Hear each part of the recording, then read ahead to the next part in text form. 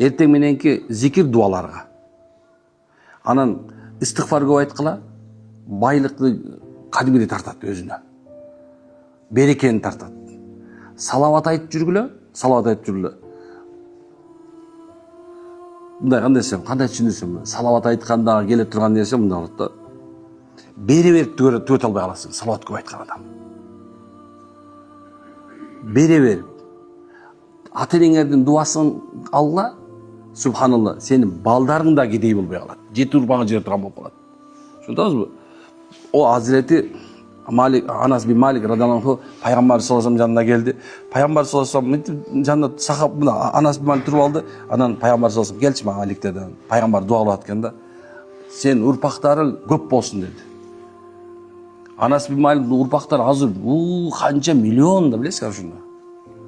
Абдурахман ибн Ауф пайгамбар саллаллаху алейхи вассаламга келип, я Расулалла, дуа кылыңыз дегенде, эч кем болбо деген да.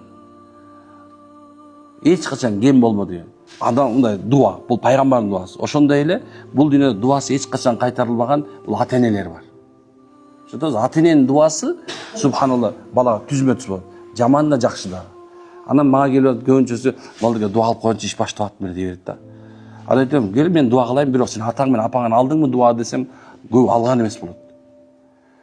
Эгерде түрүү эмес боло турган болсо, бир аз субханалла ошо апаңар атаңардын аркасынан садака кылып, бир аз иншалла бир Куран тилават кылып, андан кийин баштагыла, иншалла биягы береке болот Кудай кааласа. Түшүндүңүзбү? Анан болбой атса, эч кимди күнөөлөбөгүлө. Өзүңдү да күнөөлөбө.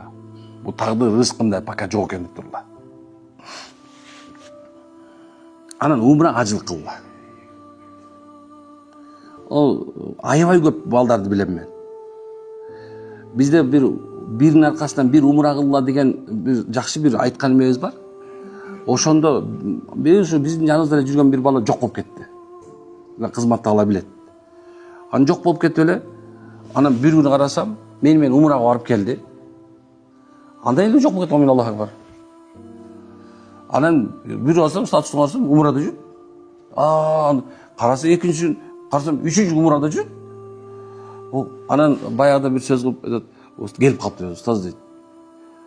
Сиз айттыңыз дейт, умранын биринин аркасынан бири алды. Мен барып келдим дейт, Алла береке берди.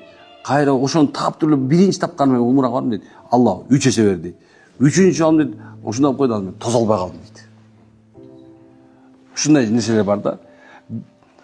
Биз тыйынды тыйынга кошо сом болот деп айтабыз да туурабы? Тыйын тыйынга кошо сом болот дейт. Бирок субханалла ушундай нерселер бар.